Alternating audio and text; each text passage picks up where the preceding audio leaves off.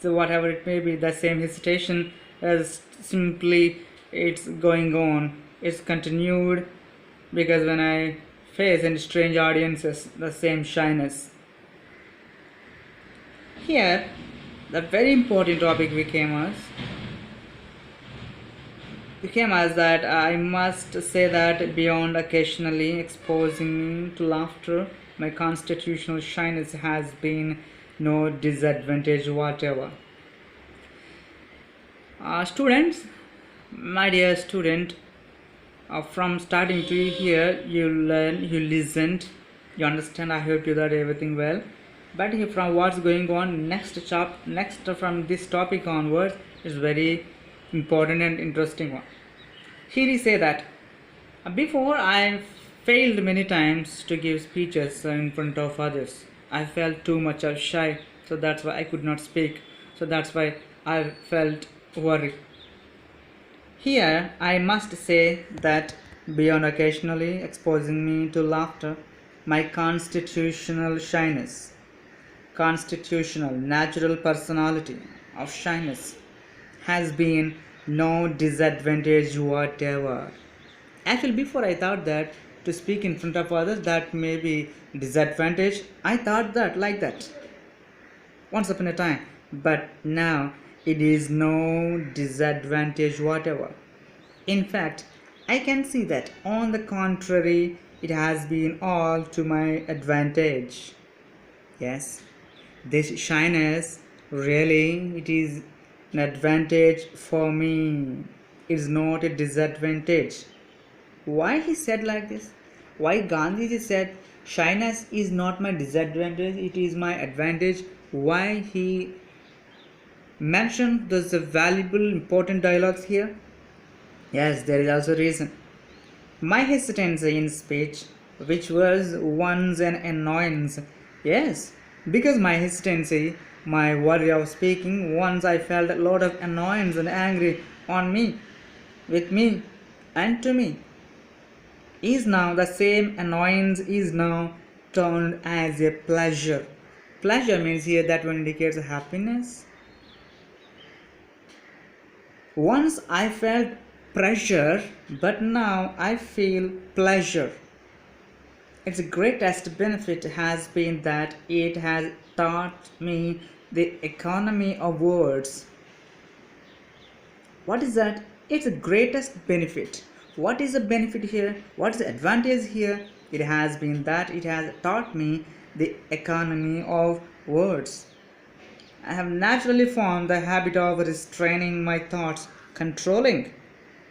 Of course, already from my childhood onwards, I have full of control on my thoughts. But this shyness really made me the importance, the value of words. The value of words. I have naturally formed the habit of restraining or controlling my thoughts, and I can now give myself the certificate that a thoughtless word hardly ever escapes my tongue or pen. He said, yes, really, because there is no thoughtless word. There is no thoughtless word from my tongue, and there is no thoughtless word from my pen. That one indicates I could not done anything wrong against of my thinking, because I understood the importance words, because words can heal, words can hurt, words can do anything. Yes, I understood, because words are more powerful than anything in the world. So here I do not recollect ever having had to regret anything in my speech or writing. Here regret means feel sad. I do not recollect ever having had to regret. I did not regret. It means I did not repentant. I did not feel sad anything in my speech or anything in my writing.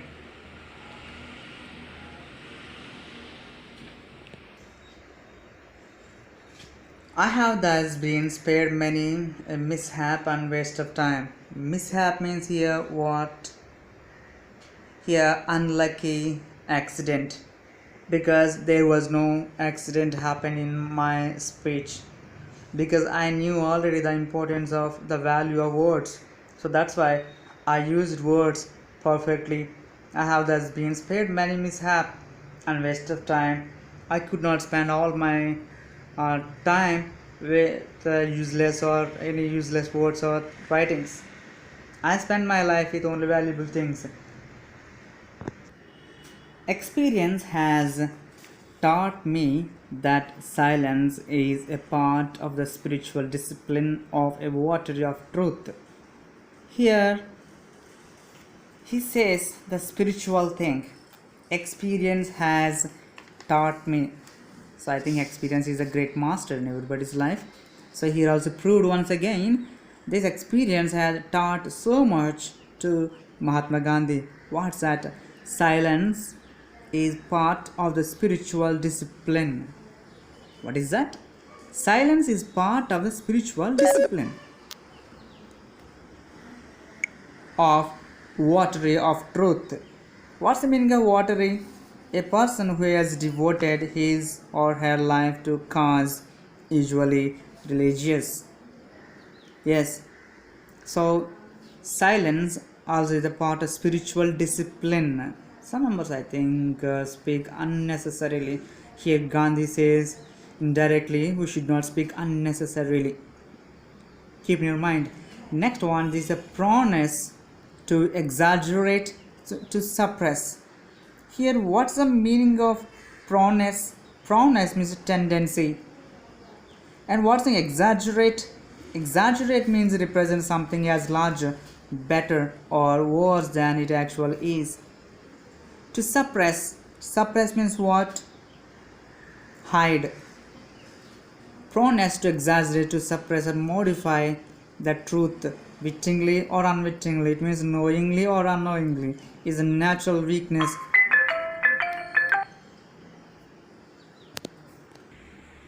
Wittingly or unwittingly is a natural weakness of a man, and silence is necessary in order to surmount it. So here he says, he gives wonderful words. Knowingly or unknowingly is a natural weakness of man, and silence is necessary in order to surmount it. What surmount means? Overcome.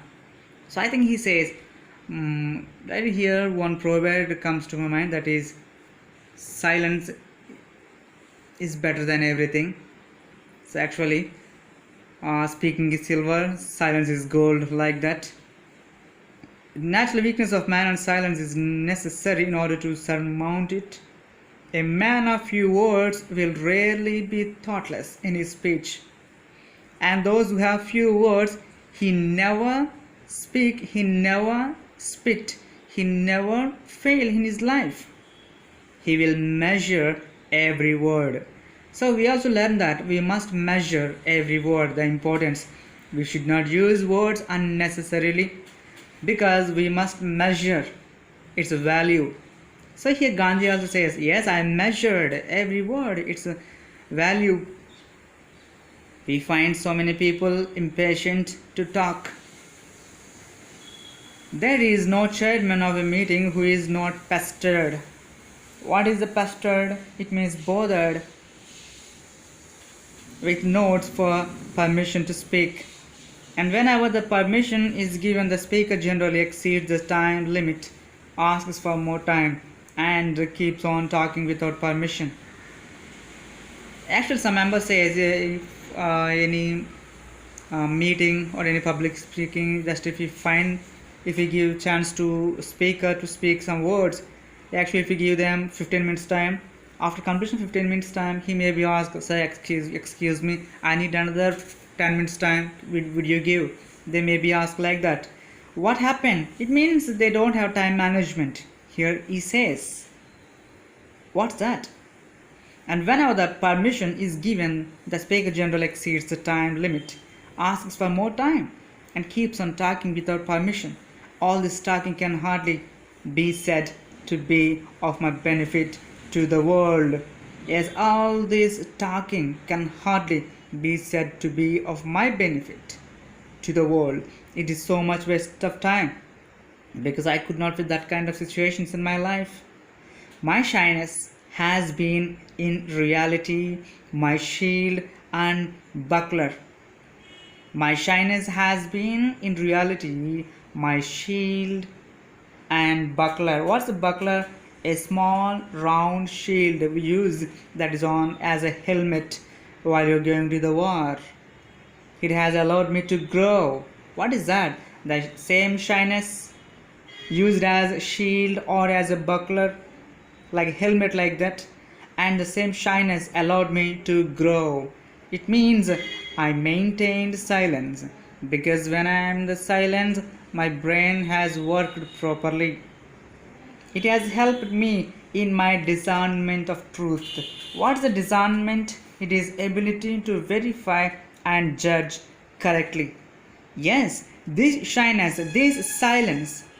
He said that always sometimes I was so silent. Why I was silent? Because of shyness. When I was in silent, I observed everything properly. It has the same shyness, the same silence. What are words here? Shyness and silence. The shyness, the silence or the shyness has helped me in my discernment of truth, the ability to verify and judge correctly. Yes, finally, I found the truth. I found the real truth. What a lesson it is. Here he says, what a spiritual discipline.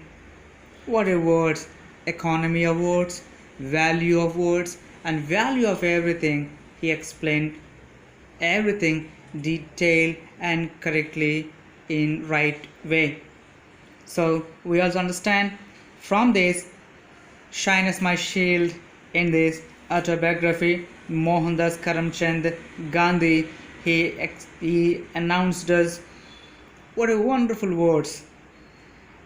Okay, students, and after he said that the biggest weakness turned as my strength. Now this is a shyness my shield. Thank you.